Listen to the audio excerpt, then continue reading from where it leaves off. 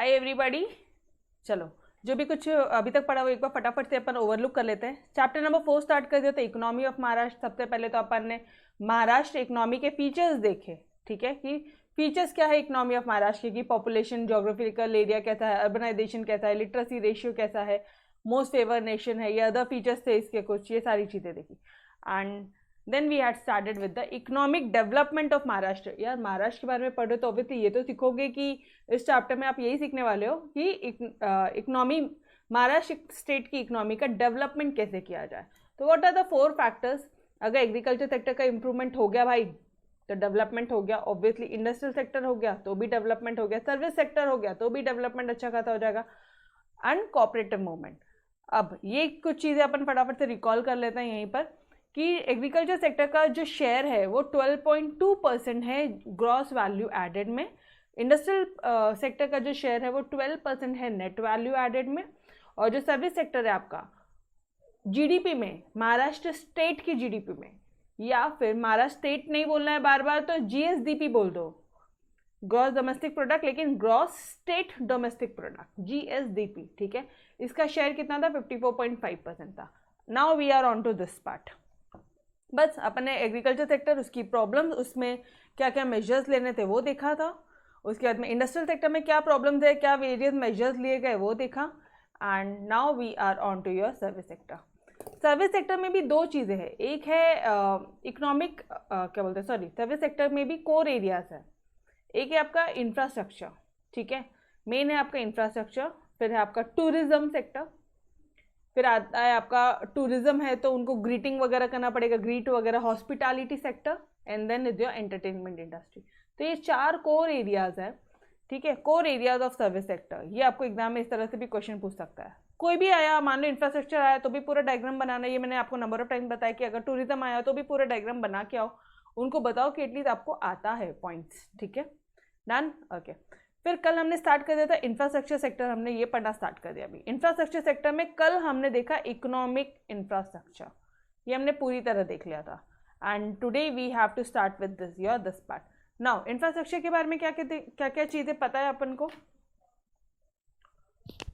कल का थोड़ा सा अगर अपन रिकॉल करें तो इंफ्रास्ट्रक्चर वर्ड से सबसे पहले माइंड में क्या क्या चीज़ें आती है, रोड है, ब्रिजेज है, डैम है, रेलवेज है। अगर वो वेल डेवलप्ड है, एक वहाँ का इकोनॉमिक डेवलपमेंट बहुत अच्छा है, इकोनॉमिक ग्रोथ बहुत अच्छा है, तो ऑब्वियसली वहाँ पे इन्वेस्टमेंट होगा, वहाँ पे फॉरेन डायरेक्ट इन्वेस्टमेंट होगा। अगर आप सिर्फ और सिर्फ महाराष्ट्र स्टेट की बात कर रहे हो, मतलब पूरा ओवरलुक, पूरा एकदम लिंक वाइज है। ऑब्वियसली यहाँ पे महाराष्ट्र स्टेट में लोग इन्वेस्टमेंट वगैरह करेंगे, यहाँ पे ग्रोथ एंड एम्प्लॉयमेंट भी ज़्यादा बढ़ेगी, यहाँ पे के लोगों के पास में पैसा आएगा, यहाँ पे गुड्स एंड सर्विसेज का प्रोडक्शन ज़्यादा होगा, ठीक है। तो अल्टीमेटली यही सारी चीज़ें देखी थी। फिर अपन ने इंफ्रास्ट्रक्चर देखा। Now this infrastructure was divided into 2 parts. एक देखा था अपन ने इकोनॉमिक इंफ्रास्ट्रक्चर, दूसरा देखा social. Economic infrastructure was only related to your production करना है, कुछ गुड्स का प्रोडक्शन करना है, एनर्जी लगता है, उसके बगैर प्रोडक्शन नहीं होगा। ट्रांसपोर्ट, गुड्स बना के क्या करोगे जब तक ट्रांसपोर्ट नहीं किया तो ट्रांसपोर्ट लगेगा, ऑब्वियसली तब तक सप्लाई नहीं कर पाओगे।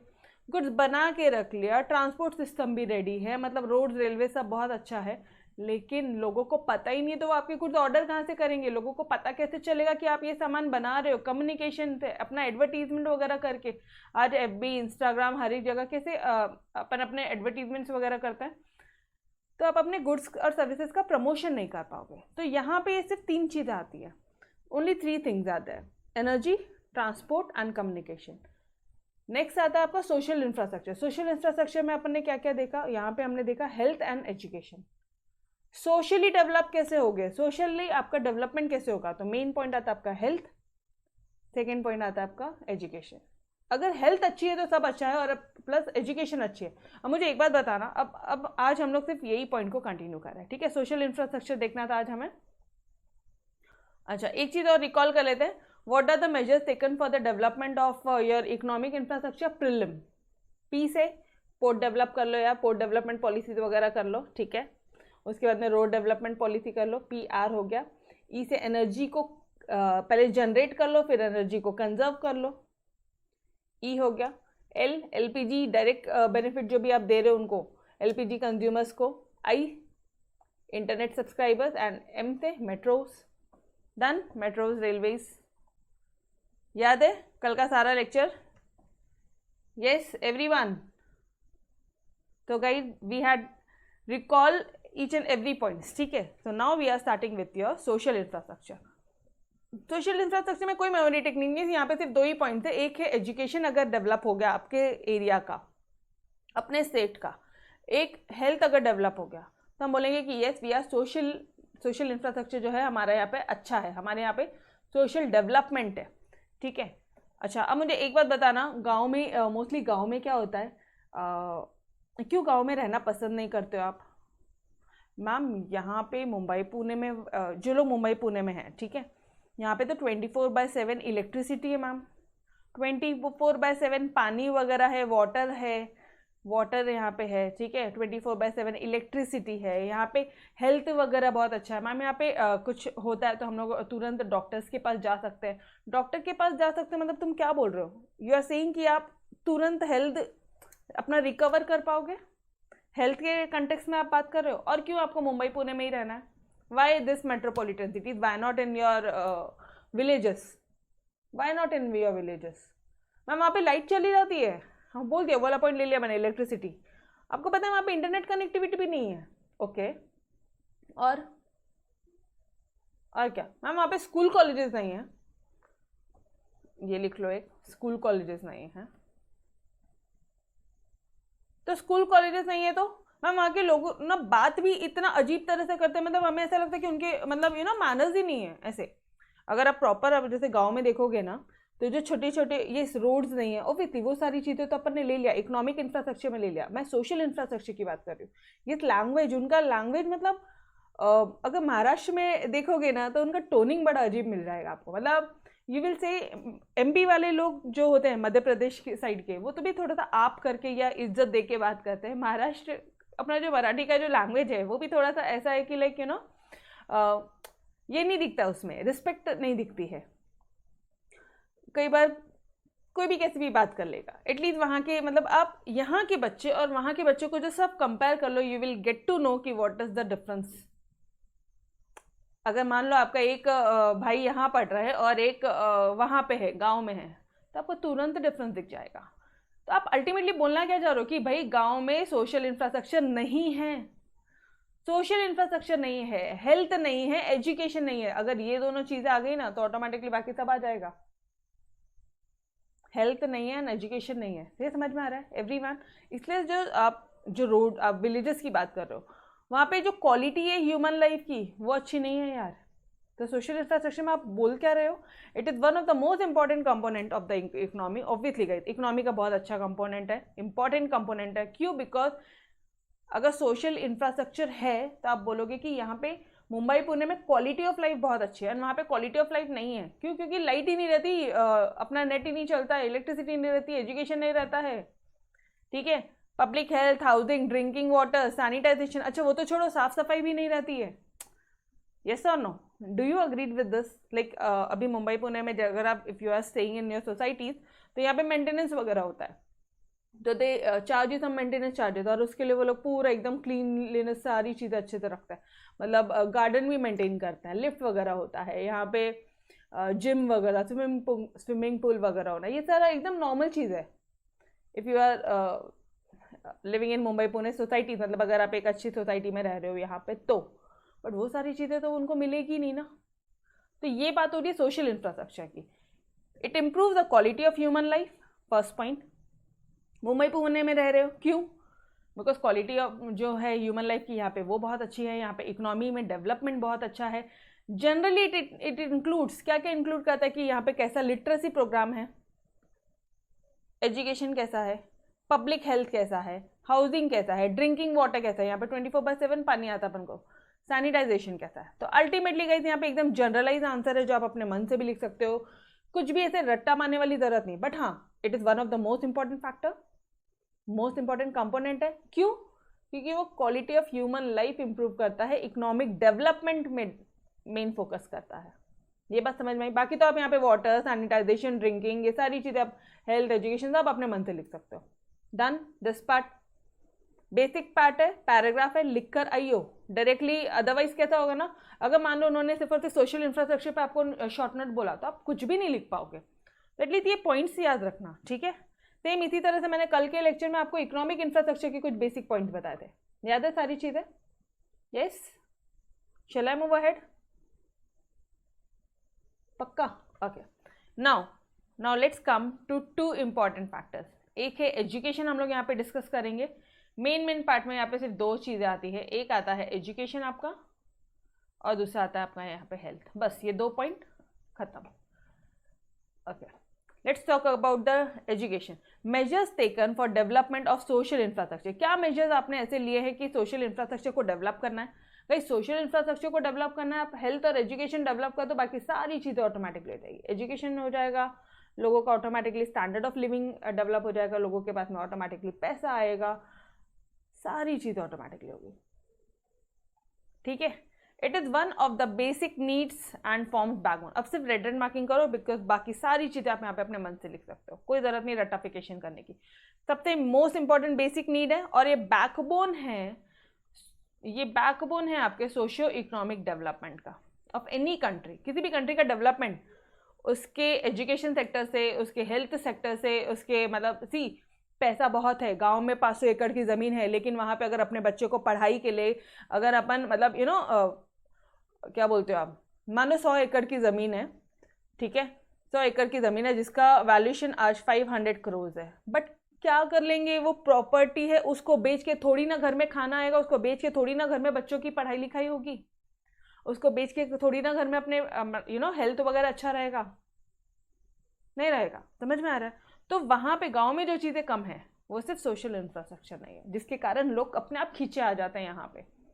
और विथ इकोनॉमिक इंफ्रास्ट्रक्चर ऑल्सो यार, रोड्स, रेलवेज, मेट्रोज, अगर आप ये सब एयरपोर्ट्स, ये सारी चीज़ों की बात करते हो तो ऑब्वियसली ये सारी चीज़ें यहीं पर है, बट सोशल इंफ्रास्ट्रक्चर भी उतना ही रोल कंट्रीब्यूट करता है। ये पार्ट क्लियर है एवरीबॉडी? तो this is one of the most, अब सिर्फ और सिर्फ एजुकेशन के बारे में बात करेंगे, बाकी किसी के बारे में नहीं।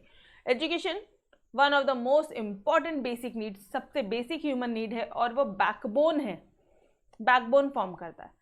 It plays crucial role in the human resource development. Most important role है, प्ले करता है उसका हमारे डेवलपमेंट के लिए, ह्यूमन रिसोर्स के डेवलपमेंट के लिए। ह्यूमन रिसोर्स मतलब मैम ये ह्यूमन के आगे रिसोर्स क्यों लगा? मुझे एक बात बताना, कोई इंडस्ट्री है, ठीक है, कोई बड़ी बड़ी कंपनीज है, कोई इंडस्ट्री है, रिसोर्स क्या होता है? रिसोर्स याद आ रहा है? फर्स्ट लेक्चर याद रखना ज़रा, फर्स्ट चैप्टर फर्स्ट लेक्चर याद रखोगे तो रुपीस, मनी, पैसा, गोल्ड, वेल्थ, ये सारी चीज़ें क्या आती है हमारे पास में? रिसोर्सेज है। तो माय डियर फ्रेंड्स, ह्यूमंस है and you have skilled humans, बहुत ही एजुकेटेड, वेल एजुकेटेड आपके कंपनी में ह्यूमंस है, तो are they your resource? Well educated public है तो क्या वो रिसोर्स है? यस, ऑब्वियसली अग्रीड करते हो। तो ह्यूमन रिसोर्स का डेवलपमेंट होगा अगर एजुकेशन अच्छा होगा। तो ये पॉइंट समझ में आ रहा है? और आपको एक और चीज़ बता दूँ, आपके जो सब्जेक्ट भी होते हैं ना, वो MBA इन HR होता है, ठीक है, HR होता है, MBA इन फाइनेंस होता है, ऐसे होते हैं सब्जेक्ट। तो HR मतलब ह्यूमन रिसोर्स है, वो HR कुछ नहीं है, it's nothing but your human resource only, ठीक है। Okay, in the present scenario, आज के सिनारियो में मैक्सिमम अभी अपने इंडिया के मैक्सिमम अपने यहाँ पे यंग जनरेशन है and hence they have advantage of highest demographic dividend. Now what do you mean by this term demographic dividend? अपने पास इंडिया में मेजॉरिटी 50% के भी ऊपर, ठीक है, 60 to 70% आई थिंक अपने पास में यंग पॉपुलेशन। परसेंटेज कुछ भी रट्टा मारने की जरूरत नहीं, जितना नोट्स में दिया बस उतना करो, अननेसेसरी आज की प्रेजेंट डेटा कैलकुलेट नहीं करना है, फोकस भी मत करो उस पर, जितना दिया है उस पर फोकस करो एंड वहाँ पे एग्जाम में जाके सब लिख कर आना है, ठीक है। Because this chapter might sound you कि यार इतने सारे डेटा याद रखना, इतना सारा चीज़ याद रखना, नहीं, कुछ नहीं। तो जो जो डेटा थे इंपॉर्टेंट उसका मैंने लास्ट में एक चार्ट भी दिया है मस्त तरह से, बस उतना ही आपको ध्यान रखना है, ठीक है। इंडिया में आज की डेट पे एट प्रेजेंट मेजॉरिटी या मैक्सिमम यंग पॉपुलेशन है। इसका मतलब क्या? इसलिए वो इंजॉय करता है highest demographic dividend. What do you mean by this term highest demographic dividend? अब इसका मतलब क्या होता है पता है? इकोनॉमी का जो ग्रोथ हो रहा है due to change in age structure of countries population. अब मुझे एक बात बताना, अगर आप USA वगैरह में देखोगे ना तो वहाँ पे ओल्ड जनरेशन ज़्यादा है, तो इकोनॉमी का जो ग्रोथ है एज कंपेयर वो वहाँ पे थोड़ा सा डिक्लाइनिंग इसमें रहेगा as compare to India, because India में जो एज डेमोग्राफिक डिविडेंड मतलब सिर्फ इतना ध्यान रखो, एज स्ट्रक्चर, इकोनॉमी में ग्रोथ ज़्यादा हो रहा है क्योंकि एज, अपना जो यंग पॉपुलेशन का एज है, फटाफट से एजुकेशन हो रहा है, all are working, majority of them are working, majority of them are between 25 to 45 age, ये एज ग्रुप के सारे, तो ऑब्वियसली इंडिया वो डेमोग्राफिक डिविडेंड एंजॉय कर रहा है। ये समझ में आया क्या? ऑब्वियसली कंट्री को भी तो इकोनॉमिक ग्रोथ मिल रहा है ना, अपना एज यंग है इसलिए, तो this is nothing but demographic dividend, बस और कुछ मत समझो, बस इतना समझो जो यंग पॉपुलेशन है उसके कारण डेमोग्राफिक डिविडेंड इंडिया बहुत ज्यादा एंजॉय कर रहा है। डन दिस पार्ट, ठीक है। अच्छा अब मुझे बताना एजुकेशन का जरूरत क्या क्या होता है और क्या क्या लिखोगे यार, एजुकेशन के बारे में कुछ जनरल पॉइंट्स लिखने हैं, क्या क्या लिखोगे? सिर्फ और सिर्फ स्टेट के लिए इंपॉर्टेंट होता है कि सेंट्रल के लिए, नेशनल लेवल के लिए भी?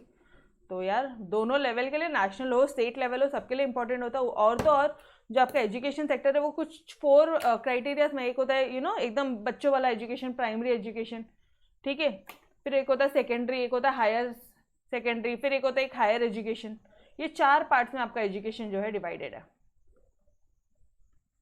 4 levels of education in our country, हमारी कंट्री में 4 लेवल्स ऑफ एजुकेशन है। एक है सबसे बच्चों वाला प्राइमरी एजुकेशन, अपन भी समझते हैं, फिर secondary education, higher secondary education and higher education. Higher education बोला तो पूरा कॉलेजेस वाला आ गया, यहाँ पे बोला तो पूरा 11th 12th वाला आ गया, ठीक है, ओके। महाराष्ट्र गवर्नमेंट ने बहुत सारे वेरियस स्कीम्स इंप्लीमेंट किए हैं to achieve the goal of education. Education को अचीव करने के लिए महाराष्ट्र गवर्नमेंट ने बहुत सारे गोल्स अचीव किए। अब मुझे एक बात बताना, अब तुम्हारा ये जो महाराष्ट्र, अपने महाराष्ट्र स्टेट में जो एजुकेशन का लेवल है वो 4 लेवल पे है, सिर्फ महाराष्ट्र स्टेट ही नहीं गई, पूरे कंट्री में अगर हमारे यहाँ पे 4 लेवल्स में है तो वो जो भी मेजर्स इंप्लीमेंट कर रहे हैं वो भी 4 लेवल के लिए रहेगा। प्राइमरी सेक्टर को का एजुकेशन कैसे इंप्रूव करना है, सेकेंडरी सेक्टर का एजुकेशन कैसे इंप्रूव करना है, हायर सेकेंडरी का कैसे इंप्रूव करना है, हायर एजुकेशन का कैसे इंप्रूव करना है। यस और no, do you guys convince with this part? 4 levels में तुम्हारे कंट्री का एजुकेशन बटा हुआ है, तो गवर्नमेंट को अगर इंप्रूव करना है तो हर एक सेक्टर को पकड़ के ही तो इंप्रूव करेगी। यस और नो, बस वही पॉइंट तो दिया है यहाँ पे। क्या क्या मेजर्स लिए उन्होंने एजुकेशन के लिए? प्राइमरी एजुकेशन के लिए अलग मेजर्स लिए हैं। प्राइमरी एजुकेशन मतलब बच्चे लोग 7वीं 8वीं वाले, 8वीं तक, मतलब स्टैंडर्ड 1 से लेके 7th 8th स्टैंडर्ड तक, ठीक है, ओके। फिर higher and secondary and higher secondary को उन्होंने क्लब कर लिया। 9th 10th तक होता है तुम्हारा सीनियर सेकेंडरी, एंड फिर हायर सेकेंडरी हो जाता है 11th 12th वाले बच्चे। ये यहाँ पे सेकेंडरी में 9th 10th आता है, यहाँ पे 11th 12th आता है, तो इन्होंने इन दोनों को सेकेंडरी एंड हायर सेकेंडरी को क्लब कर दिया, ठीक है। सेकेंडरी एंड हायर सेकेंडरी बोला तो 9th to 12th हो गया अब। एंड फिर हायर एजुकेशन, यहाँ पे तो सिर्फ आप जॉब रिलेटेड वर्क दे रहे हो, जॉब रिलेटेड कोर्सेज आप उनके लिए डेवलप करोगे, स्किल डेवलपमेंट करोगे। अब बहुत ही सिंपल है, now you have only 3 parts, 3 parts में गवर्नमेंट मेजर्स ले रही है एजुकेशन में। वापस से बता दूँ, एजुकेशन यही एक सेक्टर ऐसा है जो आपको इतना ज़्यादा डिफिकल्ट होता है लर्न करने में, बट ट्रस्ट मी गाइस, बहुत ही ईजी वे में मैं आपको बताने वाली हूँ, बहुत ही ईजी वे में अपन कर रहे हैं, ठीक है। बस कुछ चीज़ें जो रेड मार्किंग बस उतना हाईलाइटेड है, खत्म। अब मुझे एक बात बताना, 9th स्टैंडर्ड तक, 9 से तो अपना हायर सेकेंडरी हो रहा है, 8th स्टैंडर्ड तक का एजुकेशन डेवलप कैसे करेंगे? हैव यू हर्ड कि गर्ल्स को फ्री एजुकेशन दे रहे हैं? Have you heard about it? अच्छा सुनो, ये भी छोड़ो, गर्ल्स का गांव में फ्री एजुकेशन है 8वीं क्लास तक, ये पता है या नहीं पता है? सुना है कभी ऐसा? सर्व शिक्षा अभियान के तहत हम फ्री एजुकेशन दे रहे हैं, ऐसा सुना है? फ्री एंड कंपलसरी एजुकेशन है, कंपलसरी भी है, सिर्फ फ्री नहीं है, कंपलसरी एजुकेशन है। तो वही चीज़ है यहाँ पे लेके, पता है, सर्व शिक्षा अभियान महाराष्ट्र स्टेट ने इम्प्लीमेंट किया है कि फ्री तो है लेकिन कंपलसरी एजुकेशन है बॉस, पढ़ना तो पड़ता ही है, 8वीं तक तो पढ़ना पड़ता ही है, ठीक है, हंस के पढ़ लो, रो के पढ़ लो, ठीक है। तो age group of the 6 to 14, ये एज ग्रुप नहीं भी किया तो भी चलेगा, वो कितने साल के होते हैं वो बता रहा है। Free and compulsory education to children, right to education, Maharashtra government ने क्या क्या इंप्लीमेंट किया है? एक राइट टू एजुकेशन दिया है और एक फ्री एंड कंपलसरी एजुकेशन दिया है चिल्ड्रन को। इससे क्या हो रहा है? इससे यूनिवर्सलाइजेशन हो रहा है प्राइमरी एजुकेशन का, मतलब मतलब हर जगह हम इतना तो अज्यूम करें कि एटलीस्ट फ्री है तो बच्चे, अरे आपको पता है क्या, फ्री के साथ साथ में ना इनको ये भी मिलता है, मील्स भी मिलता है, खाने के लिए भी मिलता है, जो भी कुछ दाल खिचड़ी या जो भी कुछ मिलता होगा वहाँ पे वो स्कूल कॉलेजेस में, बट उनको मील्स भी मिलता है, फ्री फूड मिलता है, फूड बोल दो।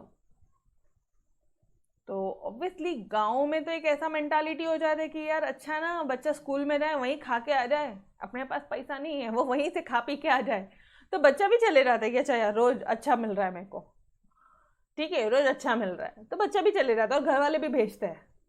तो ये कुछ रीजंस है। अच्छा, जिसके कारण क्या हो गया, यूनिवर्सलाइजेशन हो गया, मतलब हर तरफ इतना तो अज्यूम हम कर सकते हैं कि अब 8वीं क्लास तक हर एक इंसान पढ़ रहा है, because free compulsory education and right to education है हर किसी का। Done this part. State government, expenditure of state government, specifically अपने महाराष्ट्र स्टेट की यहाँ पे बात हो रही है, तो महाराष्ट्र स्टेट ने करीबन 19,000 करोड़, अप्रॉक्सीमेटली 19,000 करोड़ खर्चा किया है 16-17 में, इतना वो खर्चा कर रही है, बस दैट्स इट, और कुछ नहीं करना है। ठीक है मैम, ये 19,486 करोड़ एक बार पढ़ के रखना, एग्जैक्टली एग्जाम में याद आता है तो ठीक है, अदरवाइज अप्रोक्सीमेटली 19,000 करोड़ बस। आप टेक्स्ट बुक में देखो बहुत सारे डेटा थे, मैंने एकदम शॉर्ट एंड स्वीट वाले डेटा जो एकदम जो भी रेलिवेंट है उतना ही आपको करवा रही हूँ, अननेसेसरी नहीं करवा रही हूँ। ठीक है, सेकेंडरी एंड हायर एजुकेशन करने में इसको कैसे इंप्रूव किया जाए, सेकेंडरी और हायर एजुकेशन के लिए, मतलब आप 9 to 12 स्टैंडर्ड बोल रहे हो, मतलब पढ़ना पड़ता, इच्छा से पढ़ना पड़ता, इच्छा से आगे बढ़ना पड़ता, बोर्ड एग्जाम से रहता है। ठीक है, to improve quality and access, Rashtriya Madhyamik शिक्षा अभियान, ऊपर कौन सा था, सर्व शिक्षा, सबको फ्री एजुकेशन था, नाम से याद आ रहा है, Sarva Shiksha, free compulsory education, right to education. यहाँ पे राष्ट्रीय माध्यमिक शिक्षा अभियान विच वॉज लॉन्च इन 2009, और यहाँ पे करीबन 16,000 करोड़ के आसपास अप्रोक्सीमेटली गवर्नमेंट ने खर्चा किया ड्यूरिंग 16-17 स्टेट गवर्नमेंट। ये क्या है, SG क्या है, state government expenditure on secondary and higher secondary education was 16,039, ऊपर क्या था 19,486, यहाँ पे कितना है 16,000, देखो ऊपर 19,000 के आसपास, सबसे ज़्यादा करोड़ का खर्चा ऊपर लगा है। फिर यहाँ पे आते हुए थोड़ा कम होगा, क्योंकि अब अगर बच्चे को इंटरेस्ट डेवलप हो जाएगा तो वो पढ़ लेगा, नहीं तो फिर नहीं पढ़ेगा, कितना भी फोर्स कर लो कोई नहीं पढ़ेगा, तो यहाँ पे खर्चा जो है थोड़ा कम हो गया, 16,000 हो गया। बाद में अगेन हायर एजुकेशन में आते हुए खर्चा अगेन बढ़ गया, यहाँ पे ऑटोमेटिकली बढ़ गया। ठीक है, बताती हूँ, चलो ये 2 पॉइंट्स क्लियर। एक बच्चा बोल रहा है मैम घर भी ले जाते हैं कुछ बच्चे डब्बे में। अरे एक्चुअली होता है ये। चलो हायर एजुकेशन, ठीक है, अब हायर एजुकेशन में क्या हो रहा है, हायर एजुकेशन को कैसे डेवलप करना, थोड़ा सा खुद से सोचो ना, क्या कर सकते हैं हायर एजुकेशन को और डेवलपमेंट कैसे कर सकते हैं। एक तो हम ये कर सकते हैं कि number of colleges, school colleges, बहुत, स्कूल की तो बात ही नहीं हो रही अभी, स्कूल खत्म हो गया, ठीक है, अब होता है नंबर ऑफ कॉलेजेस हम ज़्यादा बढ़ा दें, नंबर ऑफ यूनिवर्सिटीज़ ज़्यादा बढ़ा दें, फर्स्ट पॉइंट। दूसरा ये हो सकता है कि जो स्किल डेवलपमेंट कोर्सेज होते हैं कि सिलाई कढ़ाई लड़कियों को ये सब सिखा दिया, बॉयज़ को मैकेनिकल वर्क, मोबाइल ठीक करना या कुछ इंजीनियरिंग वर्क सिखा दिया, ITIs वगैरह होता था यहाँ पे, वो सब सिखा दिया तो उनको तुरंत जॉब लग जाएगी, एटलीस्ट वो कमा सकते हैं, इलेक्ट्रिशियन वगैरह, ठीक है, तो ये सारे सिखा दिया तो उनको एटलीस्ट तुरंत जॉब लग जाएगा। ओके, और क्या हो सकता है, और क्या कर सकते हो आप, स्किल डेवलपमेंट कोर्सेज लॉन्च कर सकते हो। यहाँ पे देखो, एक है यूनिवर्सिटीज़, 22 स्टेट्स यूनिवर्सिटीज़ है हमारे महाराष्ट्र में, कुछ अदर यूनिवर्सिटीज़ भी है, कहाँ गया, स्किल बेस्ड किधर गया रे, हाँ ये रहा, स्किल बेस्ड एजुकेशन प्रोवाइड कर देने का, एकेडमिक ऑटोनॉमी, चलो ठीक है एक बार लाइन से करते हैं, ठीक है, बाकी सब एक पर्टिकुलर सेक्टर को लेके बोला है। Maharashtra government is taking efforts, Maharashtra government efforts ले रहा है to expand opportunities in higher education, पता है सर, वही तो लिख रहे हैं हम लोग आंसर में। It helps in creating technical and skilled, आ गया, technical and skilled human resources which is very important for overall economic development. किस चीज़ पे फोकस कर रहा है वो, स्किल्ड और टेक्निकल कोर्सेज पे, टेक्निकल डेवलपमेंट ऑफ ह्यूमन पे डेवलप कर रहा है, ह्यूमन रिसोर्सेज पे मेन फोकस है। Technical and skilled human resources पे मेन फोकस है उनका, जो कि बहुत इंपॉर्टेंट है आज की इकोनॉमिक डेवलपमेंट के लिए। Okay, there are 22 state universities in Maharashtra, जैसे कि एग्रीकल्चर के लिए अलग है, हेल्थ साइंस के लिए, वेटरनरी साइंस के लिए अलग है, टेक्नोलॉजी, फिर जनरल कोर्सेज के लिए अलग है। बहुत ज़्यादा मत करना, इतना ही करो, मोर देन इनफ है। फिर apart from this there are other universities also, जैसे कि कुछ यूनिवर्सिटीज होती है ऑटोनॉमस, कुछ होती है जो सेंट्रल प्लान करता है, कुछ होती है प्राइवेट यूनिवर्सिटीज होती है, कुछ होती है नेशनल इंपॉर्टेंस होती है यूनिवर्सिटीज, जैसे कि IIT, IIMs, नाम सुना आपने इनका, जिनका नाम ही काफी है, IITs, IIMs, नेशनल इंपॉर्टेंस है ये, ठीक है। To meet the challenges of LPG, to meet the challenges of liberalisation, privatisation and globalisation, state ने एनैक्ट किया है, फॉर्म किया है Maharashtra public universities act 2017। LPG मतलब लिबरलाइजेशन होना चाहिए, ग्लोबलाइजेशन होना चाहिए, प्राइवेटाइजेशन होना चाहिए, हर एक चीज गवर्नमेंट के हाथ में नहीं होनी चाहिए। ये प्राइवेटाइजेशन वर्ड मैंने आपको, लिबरलाइजेशन वर्ड मैंने आपको बहुत अच्छे से पहले भी बताया है, मैंने आपको पहले ये वर्ड्स देखना पहले। लाइक पहले कैसा होता था, गवर्नमेंट सारे सेक्टर्स ना अपने हाथ में रखती। पहले तो कार बनाना भी गवर्नमेंट मतलब कार मैन्युफैक्चरिंग भी गवर्नमेंट के हाथ में था। आज तो भी कार को प्राइवेटाइजेशन किया है। प्राइवेटाइजेशन नहीं करोगे तो आपकी इकोनॉमी का डेवलपमेंट नहीं होगा बॉस, ठीक है। इनफैक्ट USA में, अमेरिका में ये जो ऑटोमिक एनर्जी है, ऑटोमिक बम्स वगैरह है, ठीक है, न्यूक्लियर पावर, ये उन्होंने प्राइवेटाइजेशन है वहाँ पे। वो हमारे इंडिया में प्राइवेटाइजेशन नहीं, वो आज भी गवर्नमेंट के हाथ में ही है। यहाँ पे इलीगल माना जाता अगर आपने बम वगैरह बनाना सिखाया, ये सब चीज़ें किया तो, ठीक है। लेकिन वहाँ पे ये जो ऑटोमिक पार्ट्स है, ये जो न्यूक्लियर पार्ट्स है, ये वहाँ पे प्राइवेटाइजेशन है। पहले इंडिया में तो कार वगैरह भी गवर्नमेंट के हाथ में था।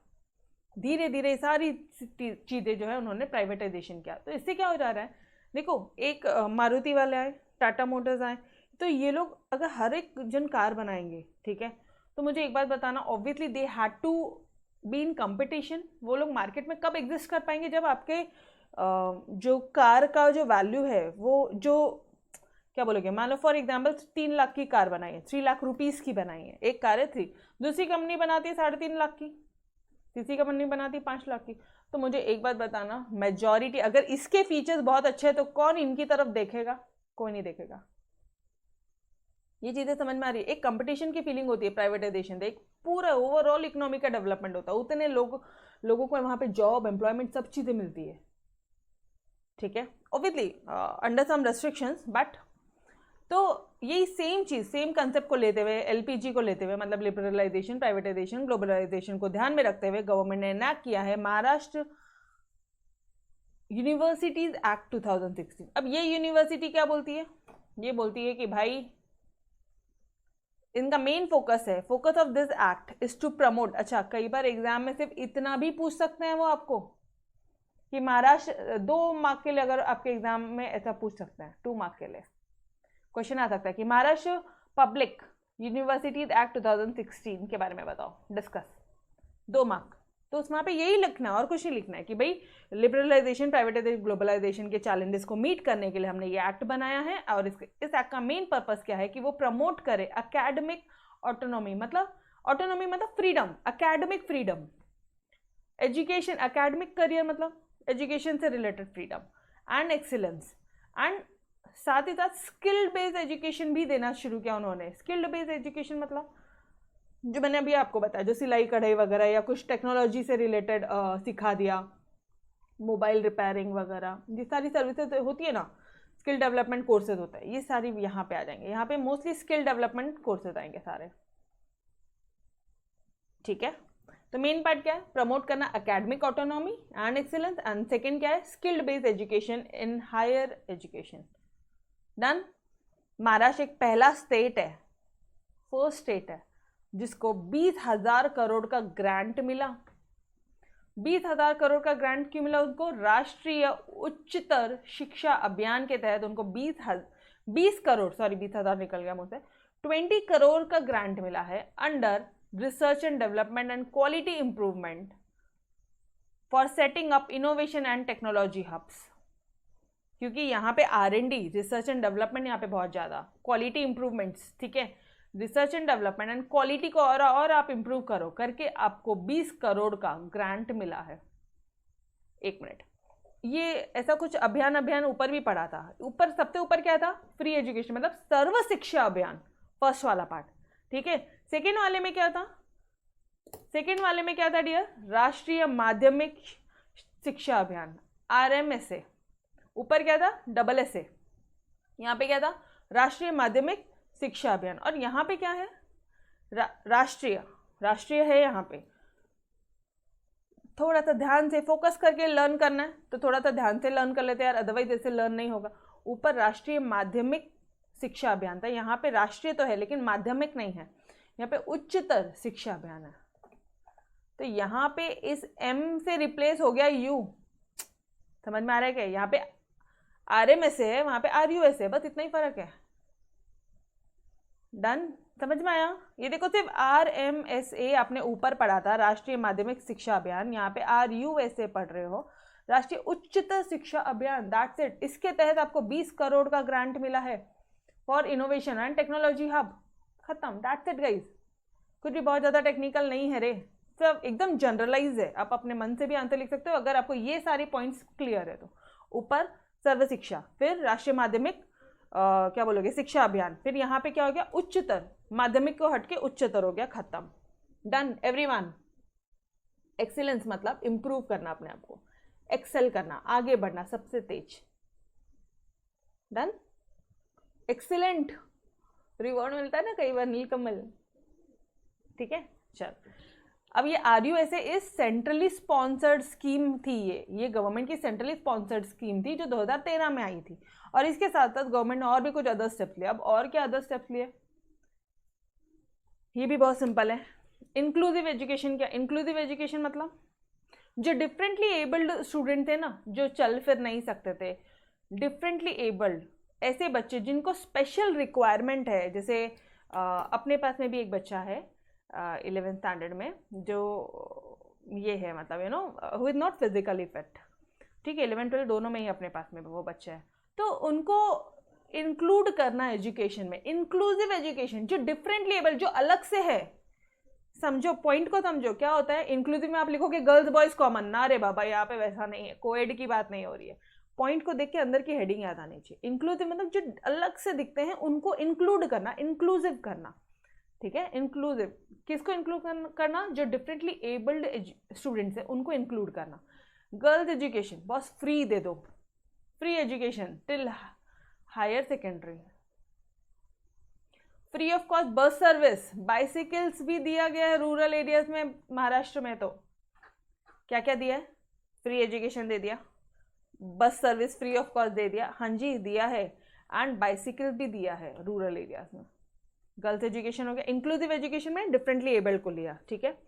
गर्ल्स एजुकेशन में फ्री बस बाइसाइकिल सब दिया था। एडल्ट लिटरेसी में क्या दिया है, एडल्ट लिटरेसी, यार अगर हम तेरे को पढ़ाना है तो तू एटलीस्ट और 2 लोगों को पढ़ाओ।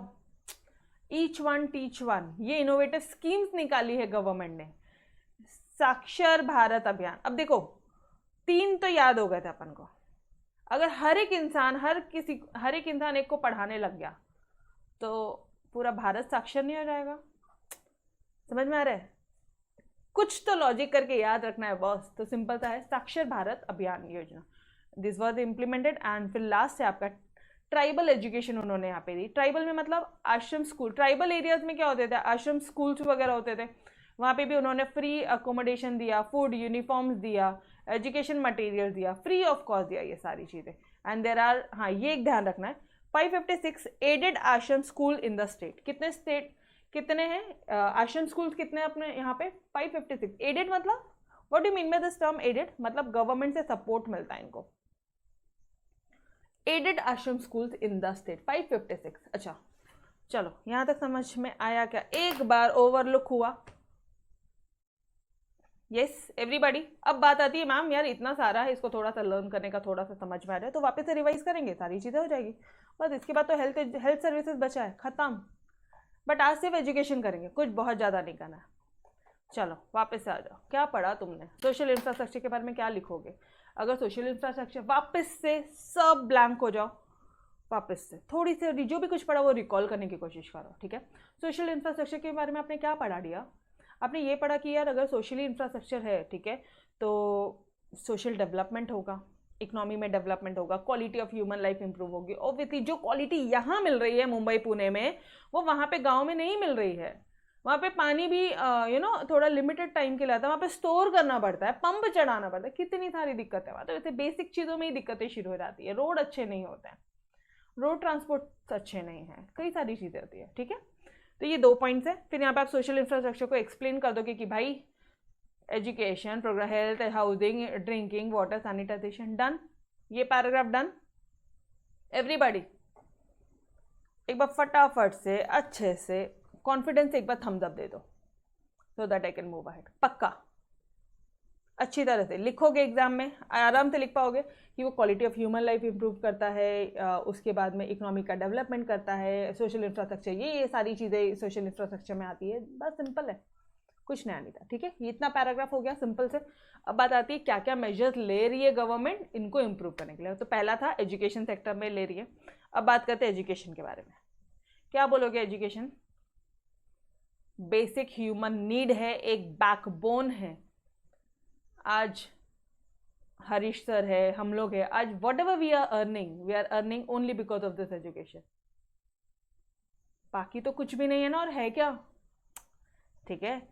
एंड आप मेजॉरिटी देखो, मेजॉरिटी ऑफ इंडिया का 50% ऑफ द पब्लिक देखो या 70%, सी लक बाय चांस की बात अलग होती है, वो 2-3% के उसमें होती है, ठीक है, कि नहीं पढ़े लिखे फिर भी बहुत ज़्यादा बिजनेस बहुत ज़्यादा चल गया है या फ्लरिश हो गया है, दैट्स अ पार्ट। बट आजकल 90% पब्लिक ऐसा है जो एजुकेशन नहीं है तो वो अर्न नहीं कर सकता। तो एक कहना है कि वो बेसिक ह्यूमन नीड है, ज़रूरत है हर किसी को, बैकबोन फॉर्म करेगा। एजुकेटेड नहीं है ना तो क्या बोलोगे आप? पेरेंट्स लड़कियां भी नहीं देते हैं, शादियां भी नहीं होती है। पहले शादी भी करवानी है अगर अपने बच्चे की, तो पहला क्वेश्चन ये होता है कि लड़का कितना पढ़ा लिखा है, यस और नो गाइस।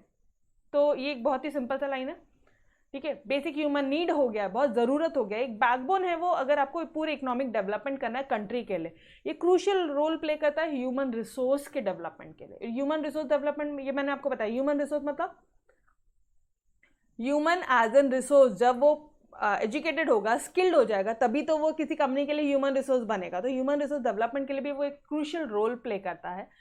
इंडिया में तो भाई मैक्सिमम यंगेस्ट पॉपुलेशन है, तो वो हाईएस्ट डेमोग्राफिक डिविडेंड एंजॉय कर रही है। उसके बाद में आप क्या बोलोगे? हाँ, एजुकेशन की जो अच्छा, एग्जाम में आपको ये एक्सप्लेन नहीं करना है, ये this is just for your knowledge.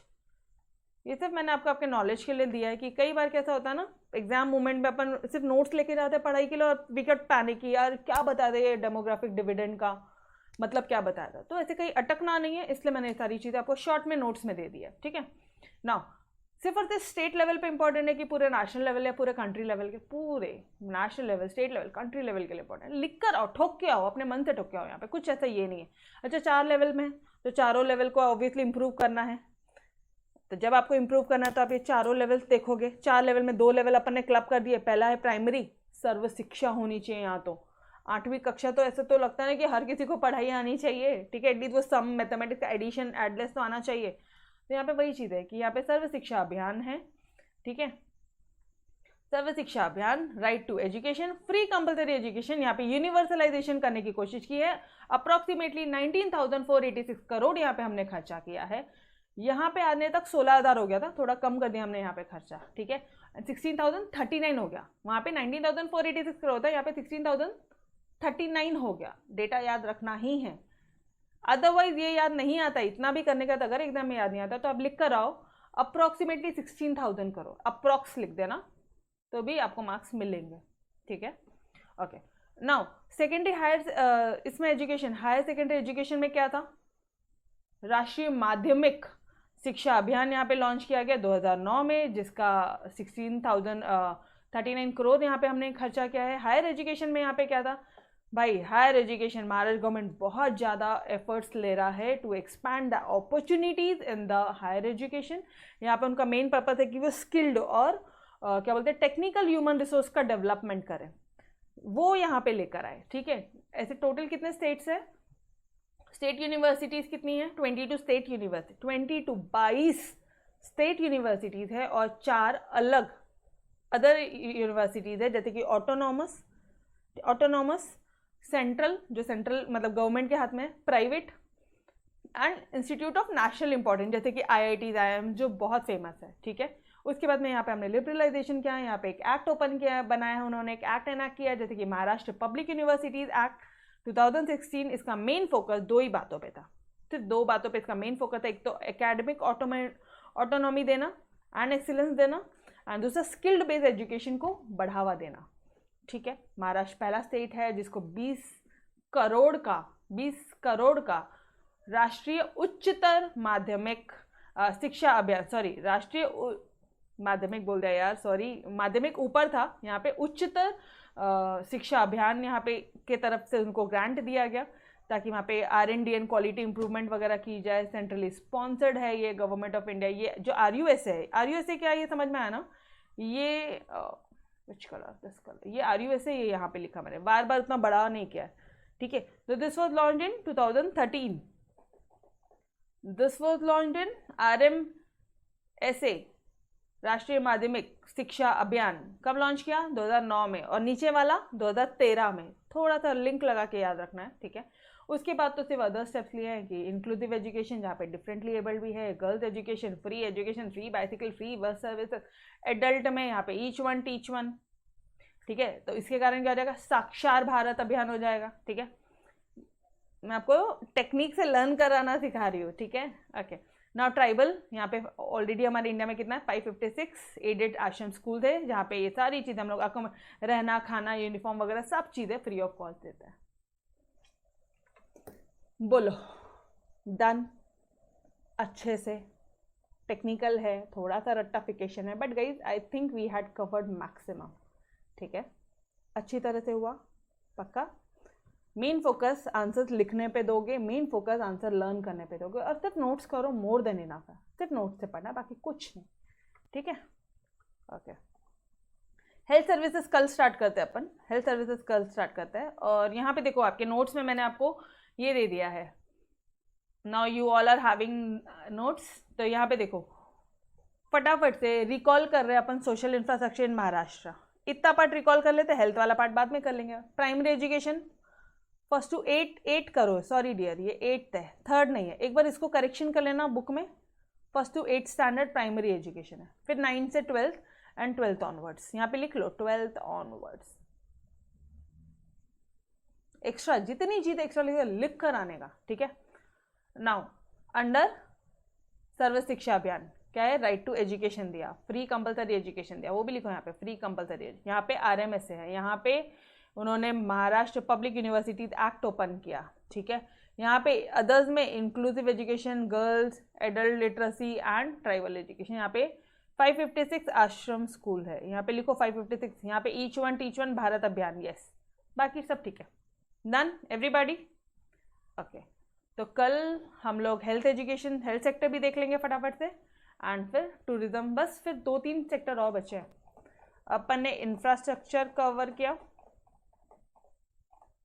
अपन ने कवर क्या क्या किया? इंफ्रास्ट्रक्चर में अपन ने इकोनॉमिक इंफ्रास्ट्रक्चर और सोशल इंफ्रास्ट्रक्चर पूरी तरह कवर किया। उसके बाद कल से अपन, मतलब यहाँ पे सिर्फ हेल्थ पार्ट बाकी है, तो वो कल देखेंगे नेक्स्ट लेक्चर में। Tourism, hospitality and entertainment industry, फिर ये चैप्टर आपका दी एंड हो जाएगा बहुत, ठीक है। ओके गाइस, देखो बाकी इसमें इतना ज़्यादा नहीं है, जितना तुमको इंफ्रास्ट्रक्चर में पढ़ाना उससे इतना ज़्यादा तुम ये देखो, बस एक paragraph, only tourism, hospitality, entertainment, that's it, ये खत्म हो जाएगा।